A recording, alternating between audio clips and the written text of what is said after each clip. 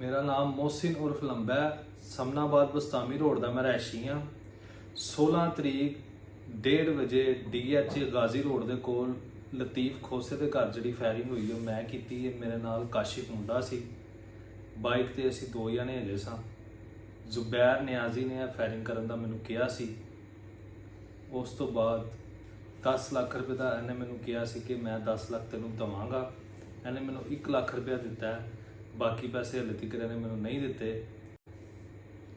ਮੇਰਾ ਨਾਮ ਮੋਹਸਿਨ ਉਰਫ ਲੰਬਾ ਹੈ। ਸਮਨਾਬਾਦ ਬਸਤਾਮੀ ਰੋਡ ਦਾ ਮੈਂ ਰਹਿਸ਼ੀ ਹਾਂ। 16 ਤਰੀਕ 1:30 ਵਜੇ DH ਗਾਜ਼ੀ ਰੋਡ ਦੇ ਕੋਲ ਲਤੀਫ ਖੋਸੇ ਦੇ ਘਰ ਜਿਹੜੀ ਫਾਇਰਿੰਗ ਹੋਈ ਉਹ ਮੈਂ ਕੀਤੀ ਹੈ। ਮੇਰੇ ਨਾਲ ਕਾਸ਼ਿਫ ਮੁੰਡਾ ਸੀ, ਬਾਈਕ ਤੇ ਅਸੀਂ 2 ਜਣੇ ਹੈਗੇ ਸਾਂ। ਜ਼ੁਬੈਰ ਨਿਆਜ਼ੀ ਨੇ ਇਹ ਫਾਇਰਿੰਗ ਕਰਨ ਦਾ ਮੈਨੂੰ ਕਿਹਾ ਸੀ।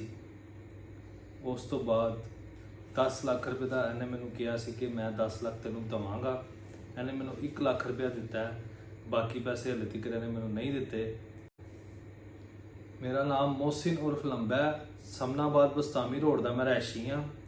16 ਤਰੀਕ 1:30 ਵਜੇ DH ਗਾਜ਼ੀ ਰੋਡ ਦੇ ਕੋਲ ਲਤੀਫ ਖੋਸੇ ਦੇ ਘਰ ਜਿਹੜੀ ਫਾਇਰਿੰਗ ਹੋਈ ਉਹ ਮੈਂ ਕੀਤੀ ਹੈ। ਮੇਰੇ ਨਾਲ ਕਾਸ਼ਿਫ ਮੁੰਡਾ ਸੀ, ਬਾਈਕ ਤੇ ਅਸੀਂ 2 ਜਣੇ ਹੈਗੇ ਸਾਂ। ਜ਼ੁਬੈਰ ਨਿਆਜ਼ੀ ਨੇ ਇਹ ਫਾਇਰਿੰਗ ਕਰਨ ਦਾ ਮੈਨੂੰ ਕਿਹਾ ਸੀ। ਉਸ ਤੋਂ ਬਾਅਦ 10 ਲੱਖ ਰੁਪਏ ਦਾ ਇਹਨੇ ਮੈਨੂੰ ਕਿਹਾ ਸੀ ਕਿ ਮੈਂ 10 ਲੱਖ ਤੈਨੂੰ ਦੇਵਾਂਗਾ। ਇਹਨੇ ਮੈਨੂੰ 1 ਲੱਖ ਰੁਪਇਆ ਦਿੱਤਾ ਹੈ, ਬਾਕੀ ਪੈਸੇ ਹਲੇ ਤੱਕ ਇਹਨੇ ਮੈਨੂੰ ਨਹੀਂ ਦਿੱਤੇ। ਮੇਰਾ ਨਾਮ ਮੋਹਸਿਨ ਉਰਫ ਲੰਬਾ ਹੈ। ਸਮਨਾਬਾਦ ਬਸਤਾਮੀ ਰੋਡ ਦਾ ਮੈਂ ਰਹਿਸ਼ੀ ਹਾਂ। 16 ਤਰੀਕ 1:30 ਵਜੇ DH ਗਾਜ਼ੀ ਰੋਡ ਦੇ ਕੋਲ ਲਤੀਫ ਖੋਸੇ ਦੇ ਘਰ ਜਿਹੜੀ ਫਾਇਰਿੰਗ ਹੋਈ ਉਹ ਮੈਂ ਕੀਤੀ ਹੈ। ਮੇਰੇ ਨਾਲ ਕਾਸ਼ਿਫ ਮੁੰਡਾ ਸੀ, ਬਾਈਕ ਤੇ ਅਸੀਂ 2 ਜਣੇ ਹੈਗੇ ਸਾਂ। ਜ਼ੁਬੈਰ ਨਿਆਜ਼ੀ ਨੇ ਇਹ ਫਾਇਰਿੰਗ ਕਰਨ ਦਾ ਮੈਨੂੰ ਕਿਹਾ ਸੀ।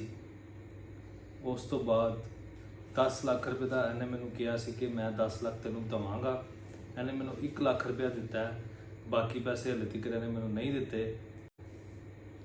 ਮੇਰਾ ਨਾਮ ਮੋਹਸਿਨ ਉਰਫ ਲੰਬਾ ਹੈ। ਸਮਨਾਬਾਦ ਬਸਤਾਮੀ ਰੋਡ ਦਾ ਮੈਂ ਰਹਿਸ਼ੀ ਹਾਂ।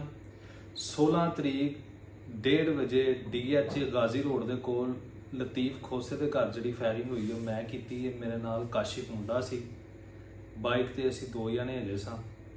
ਜ਼ੁਬੈਰ ਨਿਆਜ਼ੀ ਨੇ ਇਹ ਫਾਇਰਿੰਗ ਕਰਨ ਦਾ ਮੈਨੂੰ ਕਿਹਾ ਸੀ।